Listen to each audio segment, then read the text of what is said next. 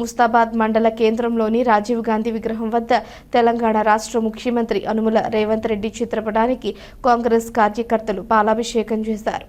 ఈ సందర్భంగా మండల కాంగ్రెస్ పార్టీ అధ్యక్షుడు ఏళ్ల బాలరెడ్డి మాట్లాడుతూ బడుగు బలహీన వర్గాల బాంధవుడైన రేవంత్ రెడ్డి సీఎం పదవిలోకి వచ్చిన తరువాత వేములవాడ శ్రీ రాజరాజేశ్వర స్వామి ఆలయ అభివృద్ధి దిశగా చారిత్రాత్మక నిర్ణయాలు తీసుకున్నారు. గత ప్రభుత్వం భక్తులను మోసం చేసిన రేవంత్ రెడ్డి భక్తులకు ఎలాంటి ఇబ్బందులు కలగకుండా వేములవాడ ఆలయాన్ని అభివృద్ధి చేయాలనే సంకల్పంతో ముందుకు సాగుతున్నారని, ఆలయ అభివృద్ధిని సహించలేక బీజేపీ అనవసర రాద్ధాంతం చేస్తుందని, మతం పేరుతో ప్రజల మధ్య చిచ్చులు పెట్టి రాజకీయ లబ్ధి సాధించాలనే ప్రయత్నం ఇక మానుకోవాలని, రాజన్న ఆలయానికి కేంద్రం నుంచి ఒక్క రూపాయి కూడా రానియని బీజేపీ నేతలు అభివృద్ధి పనులపై అభాండాలు వేయడం హాస్యాస్పదమని మండిపడ్డారు. ఈ కార్యక్రమంలో మార్కెట్ కమిటీ చైర్మన్ తలారి రాణి నర్సింలు, వివిధ గ్రామ శాఖ అధ్యక్షులు, జిల్లా నాయకులు, మండల నాయకులు, మాజీ ప్రజాప్రతినిధులు, కార్యకర్తలు, స్థానిక ప్రజలు పెద్ద ఎత్తున పాల్గొన్నారు.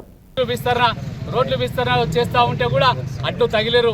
కానీ ఇక్కడ వచ్చేటువంటి రాష్ట్ర వ్యాప్తంగా ఇలా దక్షిణ కాశీగా పేరు పొందినటువంటి వేములవాడ రాజన్న ఆలయానికి భక్తులు, వాహనాలు అనేకంగా వస్తాయి. కాబట్టి రోడ్డులు వెడల్పు చేయాలనే ఉద్దేశంతో మరి ఇలా 47 కోట్ల రూపాయలతో రోడ్డు విస్తరణ పనులు కూడా పూర్తి కాబడుతున్నాయి. ఇలా ప్రజలందరూ కూడా సంతోషంగా ఉన్నారు, భక్తులంతా కూడా సంతోషంగా ఉన్నారు.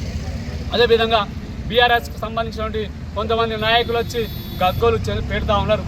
వాళ్ళ ముఖ్యమంత్రి గారు ఏడాదికి 100 కోట్లు ఇస్తా అని మర్చిపోయిన విషయం వాళ్ళు మర్చిపోయారేమో కానీ